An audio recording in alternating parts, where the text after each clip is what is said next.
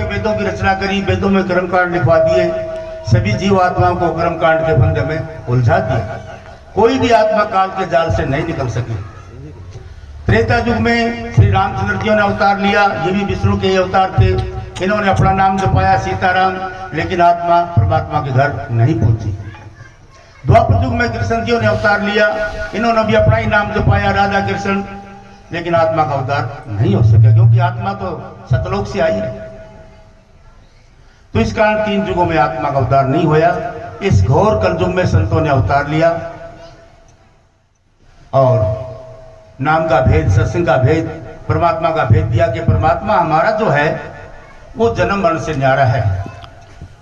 परमात्मा ना आता है ना जाता है, ना जन्म मरण माता, वो सदा का है। अरे कबीर साहब ने लिखा है, इस संसार में 4 राम हैं।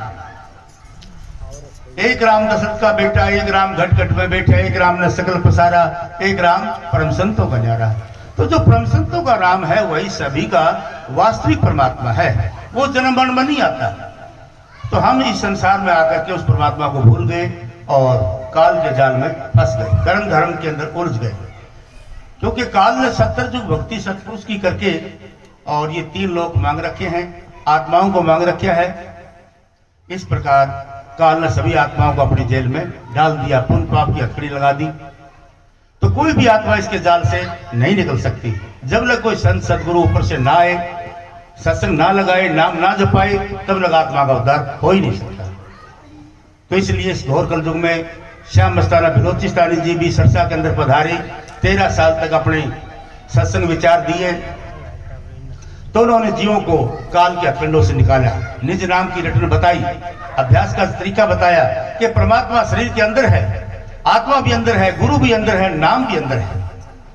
संतों का नाम दिव्य और धुनात्मक है, वो लिखने पढ़ने में नहीं आता। तो इसलिए संत सिमरण करा के इस आत्मा को आंखों के पीछे लेके आते हैं, 6 चक्रों से, 9 द्वारों से। ऊपर जब आत्मा आती है तो शब्द मार्ग का रास्ता इसको मिलता है। आंखों के पीछे शब्द की धुनकार हो रही है।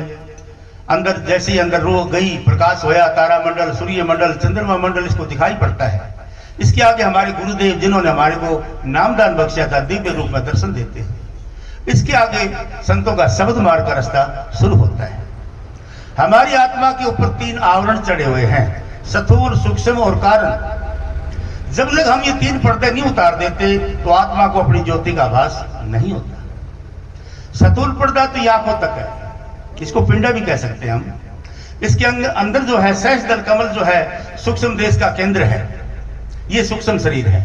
इसके आगे कारण मंडल है ब्रह्म के अंदर, और ब्रह्म जो है कारण मंडल क्यों कहते हैं कि जीव का पिछले जन्मों का बकाया कर्म, संचित कर्म ब्रह्म के अंदर जमा रहता है। जब तक वो खत्म नहीं होता तो आत्मा 10वें द्वार पर नहीं जाती, पार ब्रह्म नहीं जाती। आत्मा अपने आप को नहीं जान सकती कि मैं कौन हूं। तो जब ये नाम की कमाई करते हुए 3 आवरण उतार देती है, तब ये कहती है कि मैं आत्म स्वरूप हूं, मैं शरीर नहीं, मैं जन्म मरण में नहीं आती, मैं अजर अमर हूं, अविनाशी हूं। तो पारब्रह्म में जब पूछती है तो इसकी 12 सूर्य की रोशनी हो जाती आत्मा की। या अपने स्वरूप को देख के कह उठती है मैं शरीर नहीं हूं, मैं जन्म मरण में नहीं हूं। 3 शरीर उतार के और यहीं पर संतों ने अमृत सरोवर बताया है, नाम का सरोवर बताया है। इस सरोवर को, अमृत को पी करके आत्मा अमर हो जाती है। कबीर साहब ने इसको मान सरोवर कहा है, गुरु नानक साहब ने इसको अमृत का सरोवर कहा है। कईयों ने त्रिवेणी, कईयों ने प्रयाग इत्यादि कह के बोला है। तो यहां जब आती है तो आत्मा मन से पिंड छुटा लेती है। मन और आत्मा का इस संसार में जड़ चेतन की गांठ लगी हुई है, और ये गांठ युगों युगों से है। देवी देवताओं की पूजा करने से, कर्म धर्म की पूजा करने से, तीर्थ व्रत करने से ये गांठ नहीं खुलती, बल्कि और लगती चली जाती है। जब खुलती है गांठ, जब तुम संतों की बताई हुई भक्ति अनुसार नाम का सिमरण अभ्यास करोगे, पार ब्रह्म में जाते गांठ खुल जाती है। मन ब्रह्म के अंदर चला जाता है। मन तो ब्रह्म के अंश है, आत्मा सतलोक से उतरी है। अब आत्मा को यहां याद आता है कि मैं तो मालिक के अंश हूं। तब सतलोक से सार शब्द की धुन 10वें द्वार पर आती है। सार शब्द की धुन को आत्मा पकड़ती है और महासुन को पार करते हुए भवन गोपा से आगे सचखंड में चढ़ जाती है।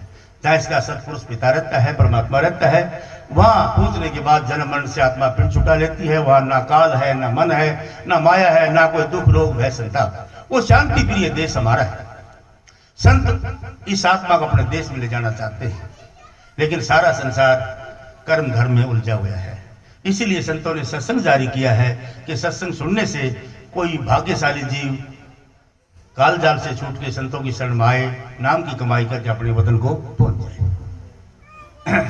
तो परंतु संसार में काल भगवान ने सभी को अपने बंधन में बांध दिया।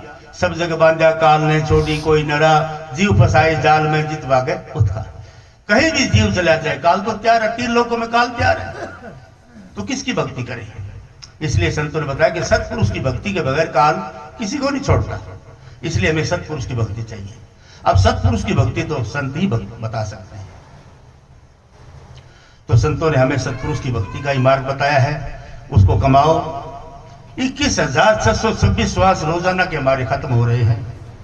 नशों में, विषयों में, विकारों में हम 2 घड़ी बैठ के परमात्मा का नाम नहीं जपते, सतगुरु का नाम नहीं लेते। इसलिए संत कहते हैं भाई समय बीतता जा रहा है, फिर नाम कब जपोगे। और ये शरीर तुम्हें परमात्मा की बंदगी भक्ति के लिए मिला है, इसलिए शरीर से परमात्मा की भक्ति करो। परमात्मा की भक्ति संत सतगुरु ही बता सकता है, और कोई नहीं बता सकता।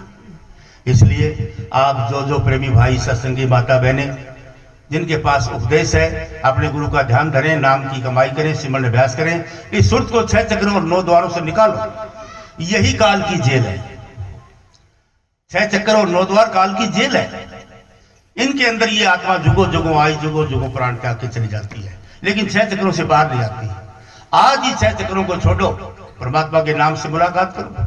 नाम तो दोनों आंखों के पीछे गूंज रहा है, तो दिव्य धुनात्मक शब्द है। उसके साथ अपनी आत्मा को जोड़ के अपने वतन पहुंच जाना चाहिए। धन धन सतगुरु तेरा ही आसरा।